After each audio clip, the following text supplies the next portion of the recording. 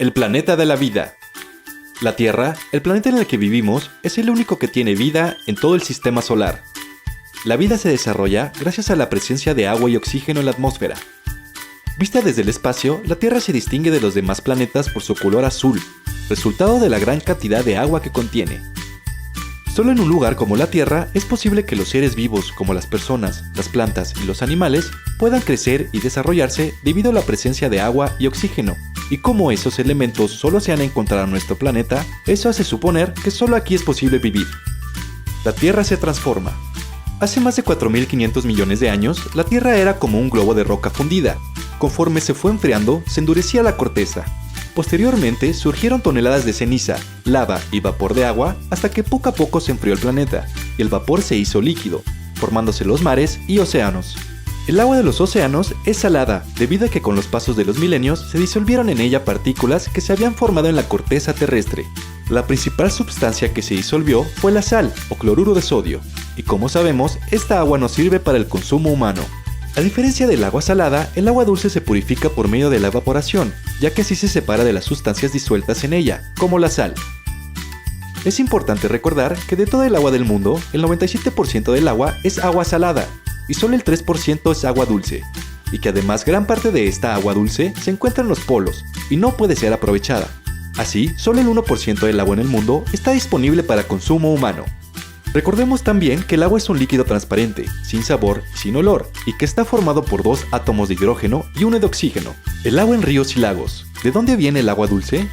Los ríos y los arroyos son corrientes de agua dulce. Los ríos nacen en las tierras altas o en las montañas. Desde ese lugar, el agua comienza a correr hacia abajo haciendo un recorrido que se llama curso. Los ríos llegan a otros ríos, o a una laguna, o al mar. Los lagos y lagunas se forman cuando el agua de un río o de muchos ríos llegan a una depresión del terreno, que es un hueco muy grande donde el agua se va juntando. También obtenemos agua dulce de la lluvia y de nuestros mantos acuíferos. Los estados del agua. Ya sabemos en cómo el agua ayuda a que se desarrolle la vida, pero también es necesario conocer la forma en cómo se comporta. Recordemos que el agua está presente en nuestro planeta de diversas cantidades y formas. La más común es el estado líquido, pues podemos verla cotidianamente en cualquiera de nuestros lugares de desarrollo. Sin embargo, el agua puede encontrarse en 3 estados: líquido, gaseoso y sólido. El agua está en estado líquido cuando la temperatura en que se encuentra es templada y las moléculas que componen el agua no se alteran. Cuando la temperatura se eleva, el calentamiento provoca la evaporación y se forma el vapor de agua que tiende a flotar en el aire y llega a formar las nubes, formando así el estado gaseoso. Cuando el vapor de agua se convierte en líquido, ocurre un fenómeno conocido como condensación, en que la temperatura hace que el vapor se convierta en líquido y luego de que el vapor se condensa, el agua cae, atraída por la fuerza de gravedad, formando la lluvia. El estado sólido ocurre cuando la temperatura disminuye de tal forma que se congelan las partículas de agua formando hielo, que puede situarse en lo alto de las montañas o caer de las nubes en forma de nieve o granizo. El clima y los desastres naturales. Los estados físicos de agua están determinados por el clima, que es un factor muy importante, no solo en sus estados, sino en su comportamiento.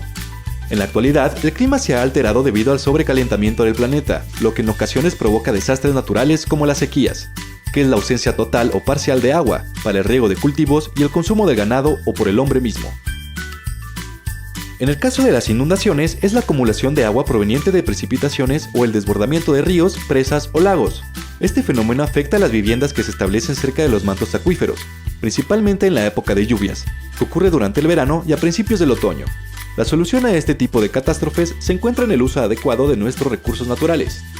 El cuidado de estos recursos como el agua y los bosques nos puede permitir tener mayor control sobre la atmósfera y evitar el deterioro del planeta. Actualmente estos recursos están en serio peligro debido a la manera en que el hombre los ha explotado o contaminado. En el caso de los bosques y el agua, el deterioro se nota en la disminución de sus niveles. La tala desmedida de los bosques hace que estos vayan desapareciendo poco a poco, y en el caso del agua cada vez es más difícil obtenerla. La contaminación y el uso desmedido del agua nos obliga a traerla cada vez de más lejos, hasta que ya no exista un lugar de donde obtenerla, ya que es un recurso renovable, lo cual significa que tenemos solo una porción de ella, y que conforme se use, algún día ha de terminarse. La contaminación del agua. El agua puede contaminarse directa o indirectamente. La contaminación directa ocurre cuando la basura que generamos las personas es desechada inadecuadamente, y esta afecta a los mantos acuíferos. Tal es el caso de latas, restos de comida, pedazos de plástico o sustancias como aceites o detergentes. En el caso de la contaminación indirecta, ocurre cuando algunos desechos se tiran al suelo y estos comienzan a filtrarse en la tierra, hasta llegar a los depósitos subterráneos de agua. Ese es el caso de los plaguicidas, que sirven para matar a los insectos y plagas que atacan a las cosechas. Uso y cuidado del agua. Algunas de las actividades que realizamos en nuestras casas son fuentes de contaminación de agua, ya que en nuestros hogares se produce una gran cantidad de desperdicios que van a parar al drenaje. Para evitar esto, recicla todo lo que puedas y reutiliza el agua en varias actividades. La industria también contamina el agua, ya que muchos procesos de fabricación de productos requieren de este líquido que cuando ya se ha utilizado se va al drenaje y arrastra con él sustancias dañinas al ambiente. Para evitar que el agua contaminada llegue a los ríos, lagos e incluso al mar, estas se pueden tratar en plantas de tratamiento de aguas residuales. En estos lugares se eliminan muchos contaminantes. Se hace posible volver a utilizar el agua en el riego de parques, jardines y campos de cultivo. El tratamiento de aguas residuales, también conocido como proceso de depuración, es un proceso utilizado para remover contaminantes de agua. Eventualmente el agua usada se descontamina a través de medios naturales, pero eso lleva mucho tiempo. En una planta de tratamiento se acelera este proceso. El mecanismo de saneamiento inicia desde el momento en el que el agua potable es utilizada y arrojada al drenaje. La red de drenajes se convierte en la columna vertebral para la captación y transporte de aguas negras o residuales. Existen varios pasos en el proceso de tratamiento. En el pretratamiento se remueven sólidos presentes en las aguas residuales, a través de rejas que atrapan basura y de desarenadores que eliminan grava, arena y semillas. El tratamiento primario se realiza en tanques de sedimentación para remover parte de los contaminantes y retirarlos como lodo en el fondo de los tanques. El tratamiento secundario es esencialmente biológico y en esta etapa se emplean intencionalmente bacterias benéficas para consumir otra parte de los contaminantes que no fueron removidos en el tratamiento primario. El tratamiento avanzado es aquel que elimina los nutrientes que favorecen el crecimiento de flora acuática como algas y lirios, y además elimina el fósforo y el amoníaco, que provienen del escurrimiento agrícola, de desechos humanos y del uso de detergentes, los cuales son eliminados por medio de un proceso de filtración y desinfección con productos químicos como el cloro.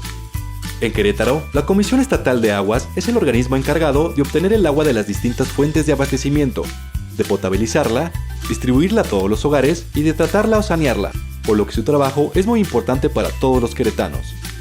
Actualmente, para abastecer de agua a los habitantes de la ciudad de Querétaro, esta se obtiene del acuífero de otros lugares, como de San Juan del Río, Chichimequillas, Tequisquiapan, Buenavista, Huimilpan, Tolimán, Cadereyta y Amialco. Es importante tomar conciencia de que todo el agua que hay en estos mantos acuíferos no será suficiente para todos si no participamos cuidándola y evitando su desperdicio. En el pasado, el agua se encontraba a nivel de superficie. En la actualidad, se tienen que perforar pozos de hasta 400 metros para obtener el agua. Para contrarrestar este abatimiento y dar oportunidad de que los mantos se reabastezcan, se realizó el proyecto Acueducto 2. El Acueducto 2 es el proyecto de agua más grande del estado de Querétaro. Transporta agua potable de noroeste a suroeste para abastecer con agua limpia en cantidad y calidad suficientes a casi 1 millón de habitantes, desde 120 kilómetros de distancia.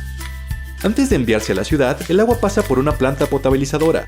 La planta potabilizadora cuenta con la más alta tecnología para tratamiento de agua y es la más moderna del país. El agua ya potabilizada recorre aproximadamente 87 kilómetros hasta la ciudad de Querétaro, para su distribución a la misma y a sus comunidades aledañas.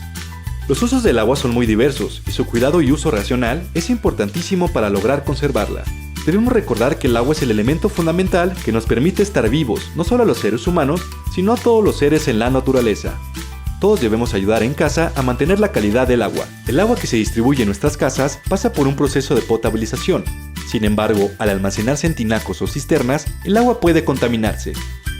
Para evitar eso, es necesario lavar y desinfectar el tinaco y cisterna cuando menos 2 veces al año. En resumen, podemos decir que es responsabilidad de todas las personas cuidar este recurso, utilizar solo las cantidades necesarias para realizar nuestras tareas, evitar el desperdicio y la contaminación del agua.